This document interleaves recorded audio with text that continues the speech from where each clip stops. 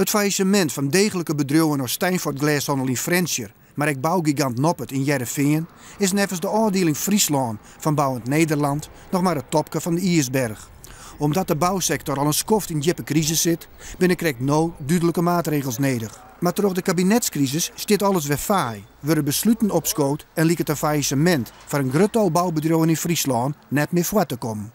Er zijn zoveel vragen en onzekere factoren op dit moment die het zeker de onstabiele huizenmarkt net ten goede komen. Dus we moeten gewoon besluiten dan weer een punt.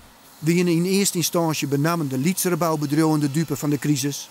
Grote bouwbedrijven met miljoenen omzet zullen nou ook drastisch in het personeel snijden matten.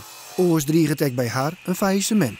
Een grote klus, en ik neem er even een squaal op het kantoorgebouw, is vaak al een voorbereidingstijd van 2-3 jaar. Maar nou, en dat de just nou gewoon die overheid die is net in beweging, er gebeurt niks, daar wordt één ding is duidelijk, er moet bezuinigd worden. Dus er zal zeker net geïnvesteerd worden in nieuwe schuilen en nieuwe gebouwen. En in Friesland nog helemaal niet, want we vergriezen hier. Dus de aanname van de bevolking hebben je net meer.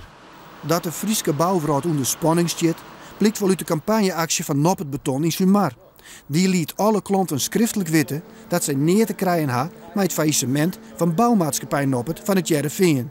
In Sumar dreigen ze werkmeester in, omdat tocht wordt dat ik Noppert Beton grote financiële problemen had. Zelfs Justionne, mijn zwager, werd 60 Justionne. En die zei van, ik wil ook erin. En zei van, nou dat is maar wat net bij die zwager daar. Ja, ik zei, hoezo?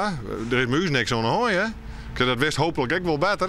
Maar goed, toch moest het weer uitlezen. En dat is heel vervelend. Doch komt met één zo'n bedrijf geen wolveert. En nevens Martin Cornel van Bouwend Nederland, met een soort gebeuren wil de bouwsector pensioen worden. Lid alsjeblieft politiek Den Haag zijn verantwoordelijkheid nemen. En wat er nou oude een week gebeurd is, nou, dat stemt mij gewoon diep triest. Dat er grote mensen zo'n 8 weken met elkaar zitten te praten en op het laatste moment dat er geen besluiten genomen worden. Ja, dan vind ik dan hij heel wat uit te lezen naar het Nederlandse volk. Die zegt niet meer meesten die gewoon zitten te wachten op antwoorden, op duidelijkheid. Dus er moet zo gauw mogelijk weer een solide regering komen. Absoluut, ja, helemaal eens.